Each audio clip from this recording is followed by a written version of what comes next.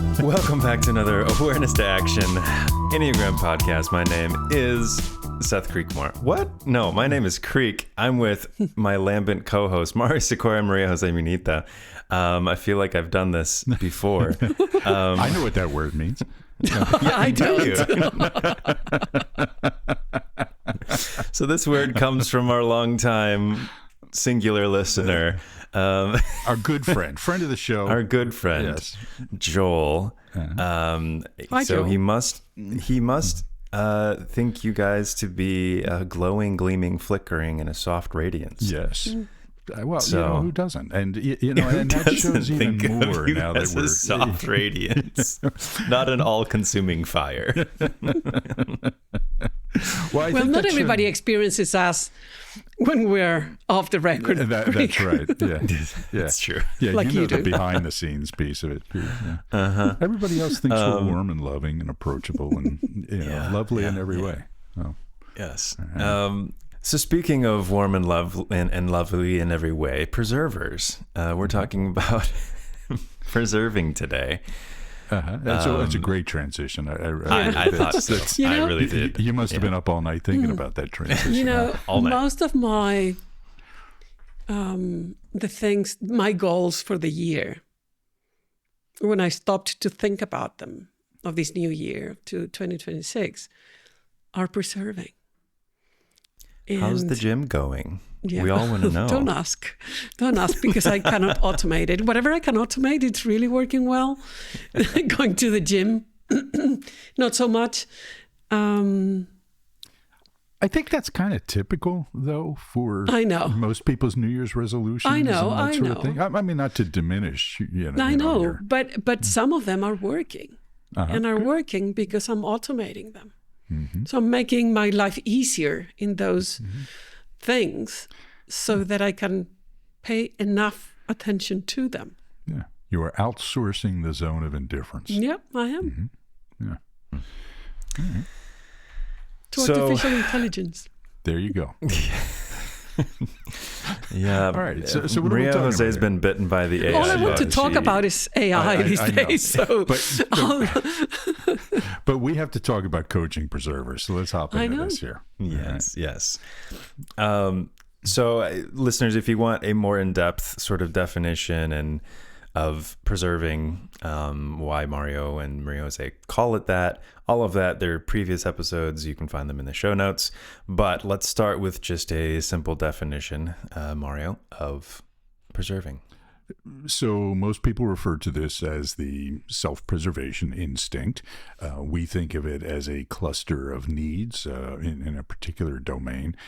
And we just call it preserving because what I started to notice years ago was that people who I thought of as self-pres subtypes had a tendency to preserve things that were not them, right? It was just a desire to keep consistency, a desire to keep things as they are, a desire to keep things in general.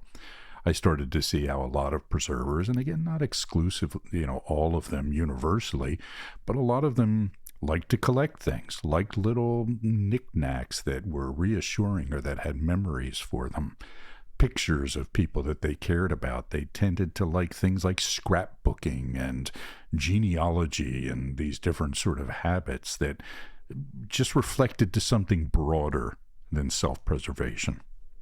I think that what Mario said about being a cluster of things, it's important. And for different people, it looks different ways. But it's all about preserving.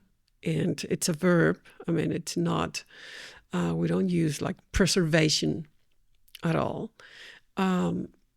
It's because things we do have to do with that need, that thing we value about preserving our personal resources, preserving our, family alive.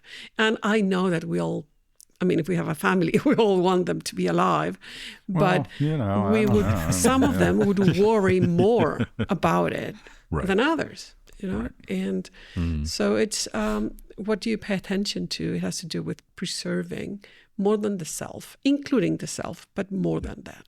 Yeah. Mm-hmm.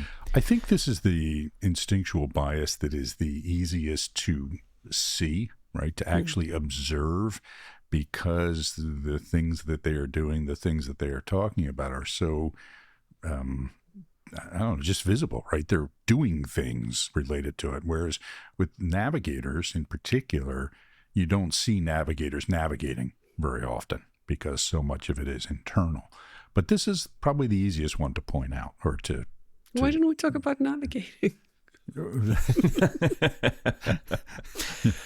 Well, so That's as you time. both as you both have said, I mean, we all do some form of all three of them. Sure. But it depends on our relationship to them. So Maria Jose, can you outline the pattern of expression for us? Sure. So the pattern of expression, it's how each of the three instinctual domains manifest for preservers. So preservers are those people who have preserving as the zone of enthusiasm. So that's what they do. They pay more attention to. They do it naturally. They think it's important. They pay a lot of attention to it in different ways, as we laid out earlier. Now, the zone of inner conflict, it's navigating. So what that means is that they just are conflicted about it. They see the importance of it, but they get tired of paying too much attention to it. They don't always know that they're doing it well enough, or maybe they're doing too much of it. So they're conflicted about it. They can do it, and I've seen that usually at work, they're quite good at it. They have navigating skills, but they quickly get tired of it. They want to do enough to kind of preserve their job, enough that it's what's required. And then transmitting, it's a zone of indifference. They might understand that it's something they should be doing or are expected to be doing, but they just don't want to do it. They see it as something they should not need to do. They feel uncomfortable with that.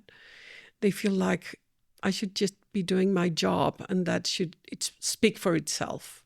And I should not be bragging about the things that I do.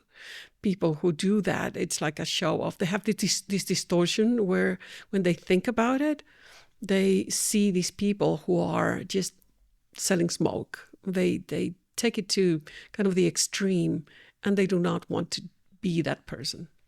Yeah. And we're going to see this with all the instinctual biases, that in that zone of indifference, we tend to have a sort of binary mindset to it, that either you're somebody who just keeps your head down and does your work, or you're one of those know-it-alls who doesn't actually do anything or know anything, but acts like you do, right?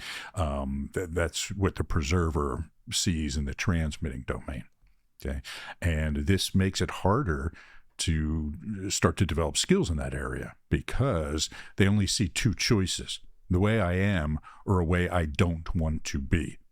So we have to understand that there's a continuum between those two things, right? There's somebody who has skills and who does contribute, but also promotes themselves well in an appropriate way. In the typing process for you all, what's the subtype combination that is harder to recognize when it comes to preservers? Like, would a preserving 7 be more difficult to identify than like a preserving 9 or something? Yeah, for sure, right? Some of them are real easy, right? So a preserving 1 is easy to see. A preserving 5 is easy to see. A preserving 6 is easy to see, because the strategy and the instinctual bias are very similar. But you're right, when it comes to, say, I would say a preserving 7 in particular can be very difficult to spot, because the preserving 7 has this weird sort of thing where their general affect when they're interacting with people is very expressive, right? They're very talkative, they're very outgoing, and it feels like they're forcing it to themselves, right? But you would never really know that And then what you'll see is that they really want to kind of disappear, and then they start to look much more preserving when they're not out in public. So I'd say the preserving 7 is probably the toughest one to see. I think the preserving 3 can be challenging to see for people as well, because again, it's a more assertive sort of type, and they're a bit more expressive and a bit more just a bit more image-oriented than most preservers are. Not nearly as image-oriented as the navigating and transmitting 3s are, but more than your common preserver. Maria, I was going back and forth on the preserving 8. Yeah, me too. Yeah, but I think they're actually pretty easy to spot right there, because they are. Yeah, they're serious and kind of really focused on the task. And they may might even be, confuse you at times, but it's not like you wouldn't see them. Right. With the like the preserving 3 or preserving 7. Yeah. And preserving 2 can be a little tough also at times, right? Because there is that, at least a more vocal concern about other people's needs. And the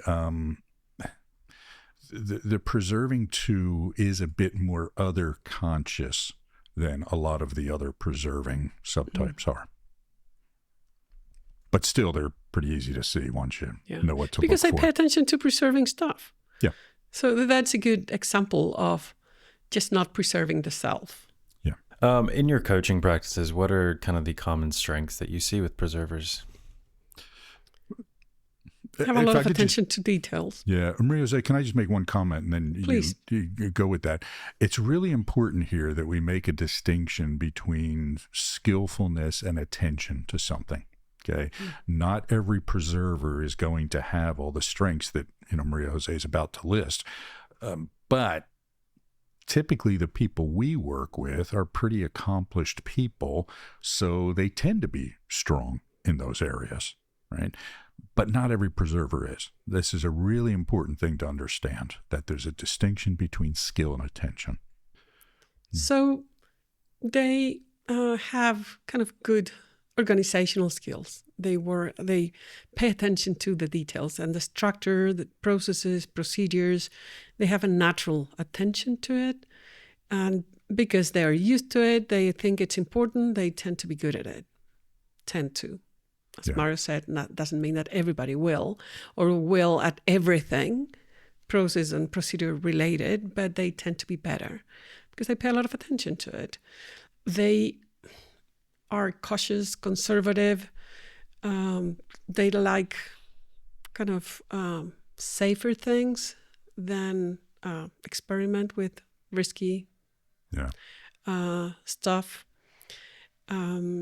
They're good at kind of the roles that requires have a process orientation, operations, like the HR, the kind of payroll stuff in HR, knowledge management, things like that. Yeah. They have, and they can be confused with 6s because they have these ability to predict problems and pitfalls. Because they want to avoid risk, they want to preserve kind of their current situation. They might be good at anticipating problems, and they might be good at challenging new ideas, which can be a strength or a weakness, really. But we're looking at the strengths here. Yeah. You're going to see a lot of these folks in project management roles, right? Like Maria Jose mentioned, operations, things that have to do with making the trains run on time, okay? Identifying and mitigating for risk. I've got a client, he's the CEO of a company, and he's a preserver, and his CFO is also preserving, and the COO is preserving, and the industry is preserving, right? It's a transportation industry, so it's very logistics heavy and all these sort of things. And I go to their quarterly business review meetings, and it's just sitting and looking at spreadsheets and it's like, oh my God, it's like purgatory for a navigator, right? And But this is the business they're in, and they're really well suited for it, and they run the business really effectively because they are matched to the needs of it. So anything that has to do with making things work well, and again, getting the trains to run on time, literally or figuratively, tends to be what preservers are really good at. What are some of the challenges that you find in the coaching practice? A big one is, we've touched on this already, is an inability or a resistance to promoting themselves, and not just promoting themselves for their own sake, but promoting themselves so that other people know what they're capable of. So they can struggle, with selling the vision of the company, right? If they're in very senior leadership positions, they can struggle with communication at scale, right? Letting everybody to know what they're doing. They can struggle with the presentation elements of things. They can struggle with inspiring and motivating people. They tend to struggle in all those things that the transmitters tend to be good at, okay, or naturally drawn to. I was talking about the presentation skills with a preserver earlier today, and he was telling me how somebody else in the company was really good at it, and he was surprised. And for him, it was something that he had to learn. So he was good at it. Just to, separate the skillfulness with the orientation to it. But afterwards, he was depleted. He was really tired after presenting. It wasn't natural to him. And that's what usually happens with preservers. It's not that they cannot do it. And in fact, a preserving 3 might be a more natural presenter, but most preservers have a more challenging time doing those kind of things. Yeah. I think that's a really important point, Maria Jose, and even this same CEO that I was just talking about, who is a preserving 3. I mean, when the guy's up in front of the room, he's great. I mean, he really, he looks like a CEO. He acts like a CEO. He presents really well. He inspires people. But it's almost, he was a college football player, and so it's almost like he's putting his suit on, right? And going up there and, doing it, playing the game. And then as soon as it's over, man, the pads come off and he just wants to look at spreadsheets, right? Kind of thing. So, yeah, they can develop those skills, but it's harder for them, or it takes more effort. It's less natural for them to do that. There's one more thing that I think we mentioned with the strengths, but not with the potential, with the shortcomings. It's the risk aversion. Yeah. Because what might look like a risk now, and if I avoid it, I feel safe. Not doing anything might be a risk in the long term. So that can be a problem. Like when I avoid the proper risks, it's fine. But sometimes not taking a risk puts me in danger in the long term. And that's a problem. Yeah. Or misses out on opportunities, right? So, and it can be a risk because you don't address things that end up being a risk down the road. But so that's important for preservers to remember.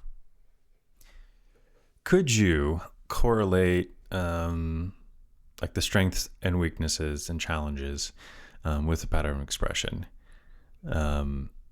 Is there, a strength in the zone of indifference? Is there a strength in the zone of inner conflict?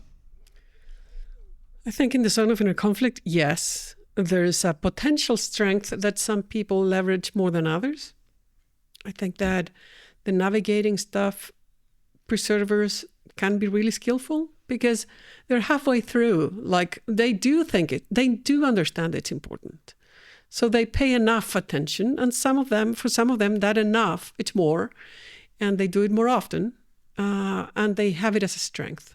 So yes, and there's more potential to be developed, I think. With the zone I was just going to say, I think if I'm thinking about sometimes my indifference to preserving is a strength to my navigating. is what I'm trying to get. Well, that's the whole mindset. And now we're on to another topic, right? Because you're talking about it being a strength to the navigating domain, right? And so this is what it starts to look like when, we tap into these things in service of our dominant instinctual bias. Yeah, so for preservers, being indifferent to transmitting allows them to feel safer, to preserve their current status, to just focus on what's important. Because if I were like those transmitters, kind of sending messages, wasting my energy in doing these things, I would not be able to preserve properly. So that's a mindset. It's not a strength in an objective way. I think it's part of the rationale of each pattern of expression. Yeah. But María José made an important point here that I don't want to just, not pay enough attention to here. In this zone of inner conflict, it tends to be where the low-hanging fruit of growth is for relatively high-performing preservers, okay, for everybody in general. But because we already have some draw to that domain, we tend to be better at it than we realize we are. Right? All three of us are better transmitters than we would probably give ourselves credit for. Just as an example. Here we are. Here we are, right? We're doing a podcast. There you go, right? Which, by the way, with video. With video. And in case we haven't mentioned, this is part of the Awareness to Action podcast network, where you can also find the Enneagram in a movie. But so back to the topic here. So this is typically where we go first with people, right? Now, whenever we're coaching people, we think of in terms of triage, right? Where's the damage? Okay, where's the real damage that needs to be addressed right away? And typically that real damage is in the zone of indifference. Okay? Transmitters who, don't build navigating relationships, preservers who don't promote themselves, etc. But once you stop the bleeding, so to speak, then you start looking at the zone of inner conflict for the real growth opportunities, because like María José said, they're already halfway there, right? So this is an opportunity to really grow in substantial areas.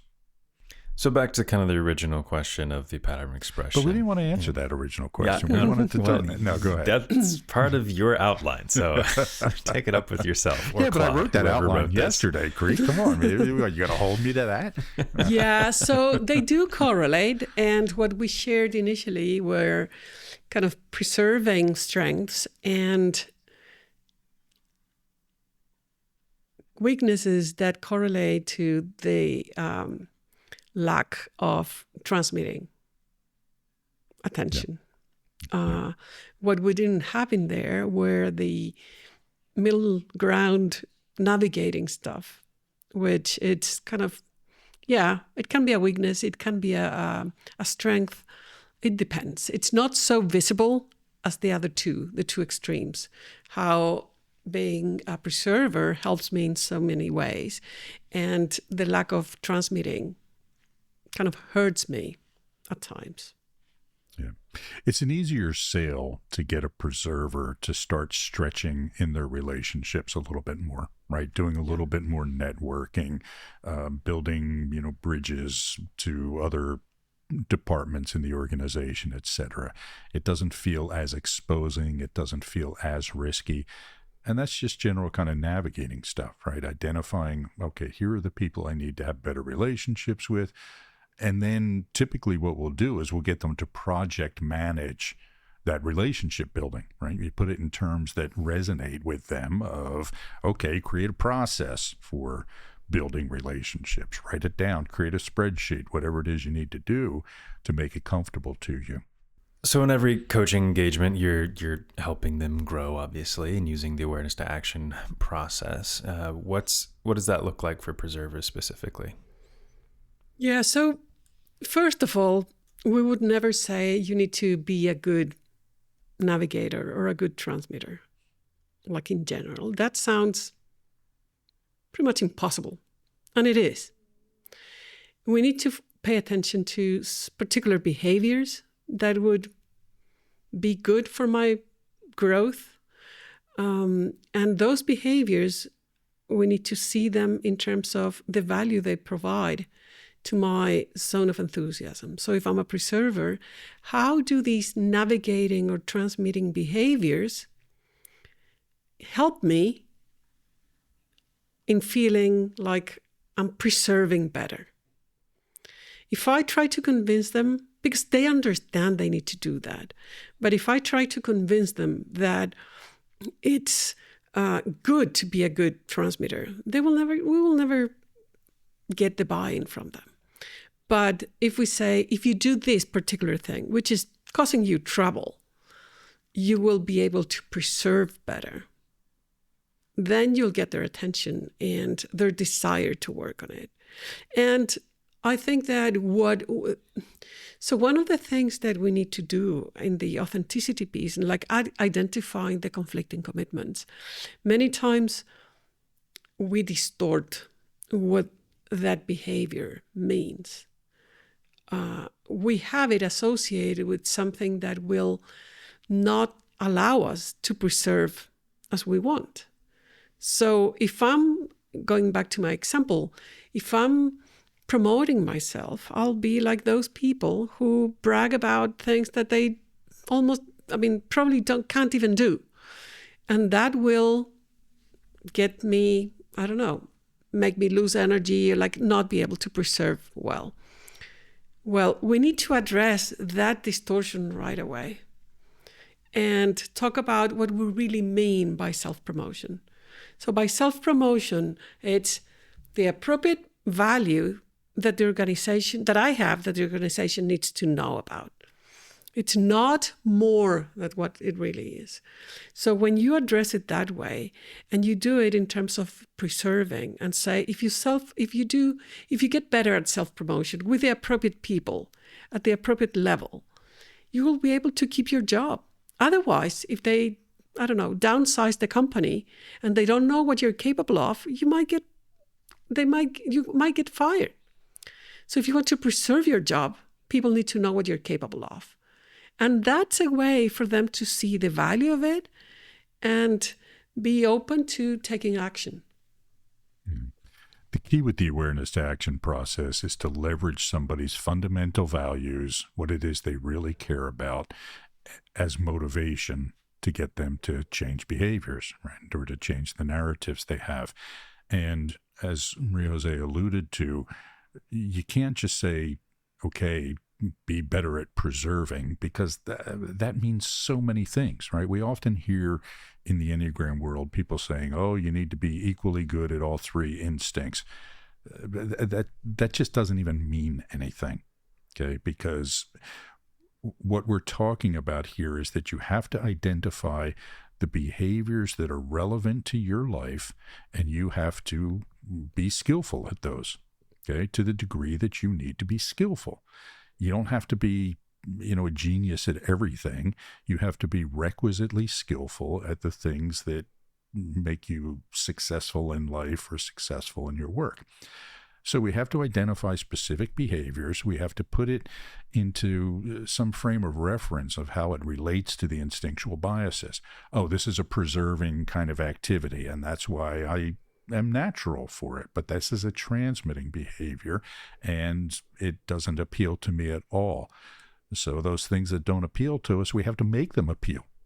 And like María said, the way we make them appeal is by tying them to some outcome and something we care about, which is preserving.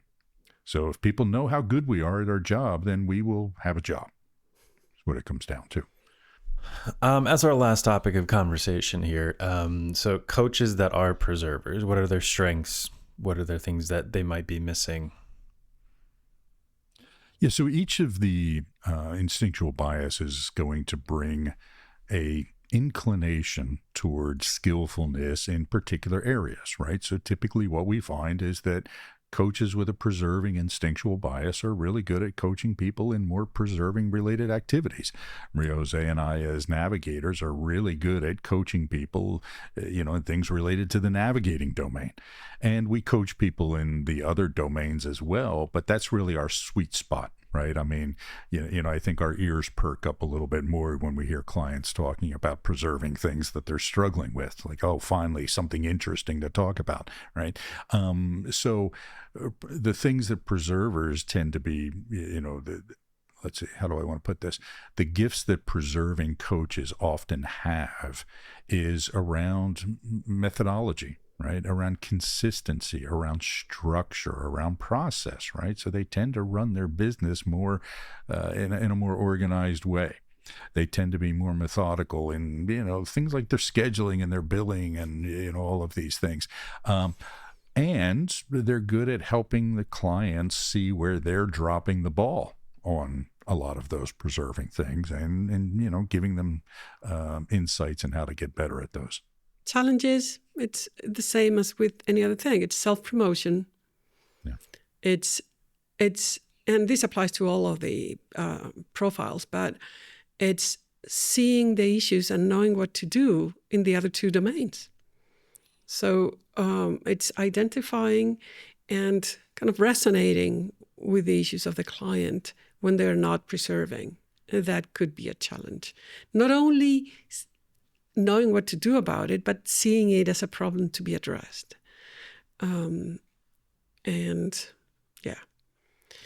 was going to say something about something that we said earlier. I think that when we're coaching preservers, the other thing that Mario mentioned at the beginning, it's that you don't need to develop all the skills.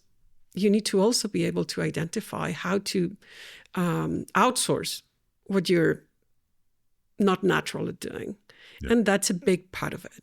So it's not just all growth and kind of changing and acquiring skills. It's also understanding when to outsource something so that it gets done. That's more important than doing it myself. Yeah. And for people who are, kind of starting out their career or mid-career, that sort of thing, or people who are coaching people, we have to understand that as someone grows and takes on more responsibility, there's a change in the things that they need to be good at. Okay, so usually you start out as some sort of specialist. And so most people, not everybody ends up doing something that's directly aligned with their instinctual bias, but disproportionately we do, right? We find things that, resonate with the instinctual bias. And so if we grow professionally, it's because we develop skills in areas that are important, but also that we enjoy in some way. Okay? So what you see as people get to middle management, say, or lower upper management, is that they tend to be, their success tends to be based on strengths related to their instinctual bias. Even if it's not directly related to the role. For example, they could be a CFO who's a navigator, but the reason that they're successful in finance earlier in their career is because they built good relationships and they had the requisite ability in the numbers part of the job.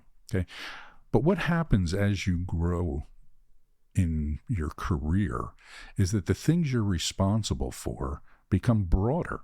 Right? Because now you have people working for you and they're doing different things. And when you get really high in an organization, you have to be responsible for people who are doing things that you really don't know much about.